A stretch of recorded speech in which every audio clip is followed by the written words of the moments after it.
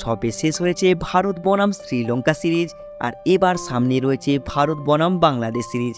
হ্যাঁ বস, ভারত এবার খেলবে বাংলাদেশের বিপক্ষে 2টি টেস্ট ম্যাচ আর 3টি টি-20 ম্যাচ। আর এই ভারত বনাম বাংলাদেশের 2টি টেস্ট ম্যাচ সিরিজের জন্য একটা বড় আপডেট উঠে আসছে। ভারতের সম্ভাব্য 15 জনের স্কোয়াড কি হতে পারে সেই নিয়েই এই মুহূর্তে একটা বড় আপডেট উঠে আসছে। কারা সুযোগ পেতে পারে ভারতীয় দলে বাংলাদেশের বিপক্ষে 2টি টেস্ট ম্যাচের জন্য, সেইটাই তুলে ধরবো বন্ধুরা আজকের ভিডিওয়। তার আগে তোমাদের কাছে আমি অনুরোধ করব, তোমরা যারা আমাদের চ্যানেলে নতুন এসেছো তারা আমাদের চ্যানেলটি সাবস্ক্রাইব করে দিতে পারো, কারণ এই চ্যানেলে তোমরা প্রতিদিন ভারতীয় ক্রিকেটের সব ধরনের আপডেট পাবে।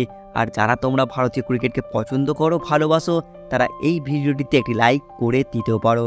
বন্ধুরা, এই মুহূর্তে আপডেট অনুযায়ী ভারত বনাম বাংলাদেশের 2 টেস্ট ম্যাচ সিরিজের ভারতীয় স্কোয়াডে, ভারতের 15 জনের স্কোয়াডে সর্বপ্রথম সুযোগ পেতে পারে রোহিত শর্মা অধিনায়ক হিসেবে। হ্যাঁ বস, 1 নম্বর প্লেয়ার হিসেবে স্কোয়াডে সুযোগ পেতে পারে অধিনায়ক রোহিত শর্মা। আর 2 নম্বর প্লেয়ার হিসেবে 15 জনের স্কোয়াডে সুযোগ পেতে পারে বাংলাদেশের বিপক্ষে আমাদের বিরাট কোহলি, আমাদের কিং কোহলি। 3 নম্বরে থাকতে পারে শুভমান গিল। আর প্রথম উইকেট কিপার ব্যাটসম্যান হিসাবে 4 নম্বরে থাকতে পারে বাংলাদেশের বিপক্ষে এই টেস্ট সিরিজে KL রাহুল। হ্যাঁ বন্ধুরা, এই রকমই আপডেট উঠে আসছে। KL রাহুল থাকতে পারে বাংলাদেশের বিপক্ষে এই 2 টেস্ট ম্যাচের সিরিজে। বন্ধুরা, 5 নম্বর প্লেয়ার হিসেবে থাকতে পারে ঋষভ পান্ট কিংবা সরফরাজ খান। হ্যাঁ, এখানে একটা কনফিউশন আছে। ঋষভ পান্ট কিংবা সরফরাজ খান ভারতীয় দলে সুযোগ পেতে পারে বাংলাদেশের বিপক্ষে 2টি টেস্ট ম্যাচের সিরিজে। আর এখানে কিন্তু আরও একটা অপশন থাকতে পারে, সেটা ধ্রুব জুড়েল। হ্যাঁ, এই 3 জনের মধ্যে একজন হয়তো থাকতে পারে বাংলাদেশের বিপক্ষে এই সিরিজে। 6 নম্বর প্লেয়ার হিসেবে স্কোয়াডে সুযোগ পেতে পারে শ্রেয়াস আইয়ার কিংবা হার্দিক পান্ডিয়া। হ্যাঁ বন্ধুরা, শ্রেয়াস আইয়ার কিংবা হার্দিক পান্ডিয়া সুযোগ পেতে পারে এই স্কোয়াডে বাংলাদেশের বিপক্ষে। আর 7 নম্বর প্লেয়ার হিসেবে সুযোগ পেতে পারে ইয়াসবি জয়সওয়াল। হ্যাঁ বন্ধুরা, এই যশস্বী জয়সওয়াল হয়তো সুযোগ পেয়ে যেতে পারে ভারত বনাম বাংলাদেশের এই টি-20 সিরিজে। 8 নম্বর প্লেয়ার হিসেবে স্কোয়াডে থাকতে পারে অলরাউন্ডার অক্ষর প্যাটেল। 9 নম্বর প্লেয়ার হিসেবে স্কোয়াডে থাকতে পারে অলরাউন্ডার আরও একটা রবীন্দ্র জাদেজা। হ্যাঁ, এই 2 স্পিন অলরাউন্ডার থাকতে পারে ভারতের স্কোয়াডে বাংলাদেশের বিপক্ষে এই টেস্ট সিরিজে।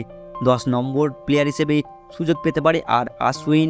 হ্যাঁ বন্ধুরা, আর আশ্বিন দলে এন্ট্রি করতে পারে বাংলাদেশের বিপক্ষে ভারতীয় টিমে, এইরকমই কিন্তু আপডেট উঠে আসছে। আর 11 নম্বরে মোহাম্মদ সিরাজ হয়তো সুযোগ পেতে পারে। 12 নম্বরে জসপ্রীত বুমরাহ। আর 13 নম্বরে মোহাম্মদ শামি। হ্যাঁ, এটা কিন্তু একটা বড় আপডেট হতে পারে। মোহাম্মদ শামি কিন্তু সুযোগ পেয়ে যেতে পারে বাংলাদেশের বিপক্ষে, কারণ মোহাম্মদ শামির চোট প্রায় ঠিক হয়ে গেছে। মোহাম্মদ শামি এই মুহূর্তে ভারতীয় NCA মানে ন্যাশনাল ক্রিকেট একাডেমি যেখানে আছে, সেখানে কিন্তু শেষ অনুশীলন করছে, চূড়ান্ত অনুশীলন করছে, এরকমই কিন্তু জানা যাচ্ছে। আর কয়েকদিন আগেই অজিত আগারকার বলেছে যে সামনে যে টেস্ট সিরিজগুলো আছে সেই সিরিজের জন্য আমাদের ভারতের ফাস্ট বোলিং বিভাগে আরও একটু গভীরতা বাড়াতে হবে। সেই জন্য মোহাম্মদ সিরাজ, জসপ্রীত বুমরাহ এবং মোহাম্মদ শামিকে আমরা একসাথে দেখতে চাই ম্যাচে। তাই এখানে আশা করতেই পারো মোহাম্মদ শামি বাংলাদেশের বিরুদ্ধে টেস্ট সিরিজে হয়তো দলে কামব্যাক করতে পারে। বন্ধুরা, 14 নম্বর প্লেয়ার হিসেবে স্কোয়াডে সুযোগ পেতে পারে হর্ষদীপ সিং। আর 15 নম্বর প্লেয়ার হিসেবে এই দলে সুযোগ পেতে পারে কুলদীপ যাদব কিংবা যুজবেন্দ্র চাহাল। হ্যাঁ বন্ধুরা, কুলদীপ যাদব বা যুজবেন্দ্র চাহাল এই 2 স্পিনারের মধ্যে এক স্পিনার খেলতে পারে ভারতীয় স্কোয়াডে। হ্যাঁ বন্ধুরা, এই রকমই কিন্তু 15 জনের একটা স্কোয়াড হতে পারে বাংলাদেশ বনাম ভারতের এই টেস্ট সিরিজে। আর এই রকমই কিন্তু আপডেট এখনও পর্যন্ত উঠে আসছে। তবু আর এখানে তোমাদের একটা কথা বলে দিই, সেটা হচ্ছে এখনও পর্যন্ত ভারতীয় ক্রিকেট বোর্ড কিন্তু ঘোষণা করেনি ভারত বনাম বাংলাদেশের সিরিজের জন্য স্কোয়াড। আর কিছুদিন অপেক্ষা করতে হবে সেই ঘোষণাটা পাওয়ার জন্য। আর যখনই ঘোষণা করবে তখনই তোমাদের আমি জানিয়ে দেব আপডেটে। তবুও এই যে স্কোয়াডটা হতে পারে, এই রকমই সম্ভাব্য একটা স্কোয়াড হতে পারে বাংলাদেশের বিপক্ষে, এইরকমই কিন্তু আপডেট উঠে আসছে। আর তোমাদের কি মতে বলে ফ্রেন্ডস, এই স্কোয়াডটা কি বাংলাদেশের বিপক্ষে খেলার জন্য ঠিক, না এই স্কোয়াডে আরও কিছু পরিবর্তন দরকার, সেটা কিন্তু তোমরা কমেন্টে লিখে জানাবে। আর ভিডিওটি দেখার জন্য অসংখ্য ধন্যবাদ।